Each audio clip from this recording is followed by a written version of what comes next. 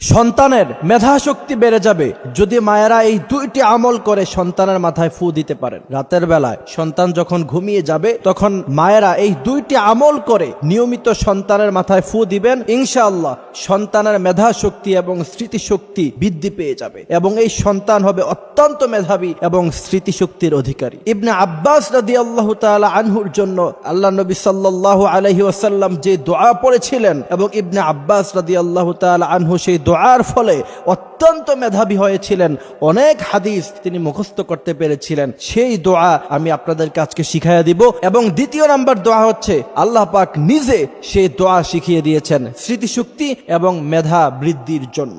সেই দুই দোয়ার মধ্য থেকে প্রথম দোয়া হলো হযরত ইবনে আব্বাস রাদিয়াল্লাহু তাআলা আনহুর মেধা এবং স্মৃতিশক্তি খুব বেশি একটা ছিল না। আল্লাহ নবী সাল্লাল্লাহু আলাইহি ওয়াসাল্লাম হযরত ইবনে আব্বাসের জন্য তখন দোয়া করলেন, আল্লাহুম্মা ফাক্কিহু ফিদ্দীন, হে আল্লাহ আপনি ইবনে আব্বাসের ইলমে ফিকহের জ্ঞান বাড়িয়ে দেন। এই দোয়া যখন ইবনে আব্বাস রাদিয়াল্লাহু তাআলা আনহুর জন্য আল্লাহ নবী সাল্লাল্লাহু আলাইহি ওয়াসাল্লাম করলেন, তখন থেকে দেখা গেল ইবনে আব্বাস রাদিয়াল্লাহু তাআলা আনহুর মেধা এবং স্মৃতিশক্তি দিন দিন বৃদ্ধি পেল।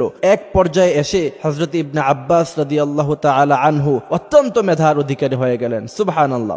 এই জন্য মা বোনদের জন্য প্রথম আমল হলো সন্তান যখন ঘুমিয়ে যাবে নিয়মিত রাতের বেলা তার মাথার মধ্যে এই দোয়া পড়ে ফু দিবেন, আল্লাহুম্মা ফাক্কিহু ফিদ্দীন। এই দোয়া পড়ে সন্তানের মাথায় নিয়মিত ফু দিবেন, ইনশাআল্লাহ সন্তানের মেধা এবং স্মৃতিশক্তি দিন দিন বৃদ্ধি পাবে। এবং দ্বিতীয় নাম্বার যে আমল সেটা আল্লাহ রাব্বুল আলামিন নিজেই শিখিয়েছেন। আপনি অবাক হবেন, আলেম উলামারা সবাই এই আমল করে করে বড় আলেম হয়েছেন, বড় মুফাসসির হয়েছেন, অত্যন্ত মেধার অধিকারী হয়েছেন। এটা পরীক্ষিত একটি আমল। সেই আমল হচ্ছে রব্বি জিদনি ইলমা, রব্বি জিদনি ইলমা, রব্বি ইশরাহ লি সাদরি ওয়া ইয়াসসির লি আমরি ওয়াহলুল উকদাতাম মিন লিসানি ইয়াফকাহু কওলি। এই দোয়াটা পড়ব, পুরোটা পারলে পুরোটা পড়ব, আর যদি পুরোটা না পারি তাহলে কমসে কম রব্বি জিদনি ইলমা এতটুকু দোয়া নিয়মিত পড়ে বাচ্চার মাথায় ফু দিবেন, বাচ্চার চেহারায় ফু দিবেন, বাচ্চার শরীরে ফু দিবেন, ইনশাআল্লাহ দেখবেন আপনার বাচ্চা দিন দিন মেধাবী হয়ে উঠবে। আপনার বাচ্চা অন্যান্য 8-10টা বাচ্চার মতো হবে না। আপনার বাচ্চাকে দেখতে পাবেন যে সে দিন দিন মেধাবী হয়ে উঠছে। সুবহানাল্লাহি ওয়া বিহামদিহি সুবহানাল্লাহিল আযীম।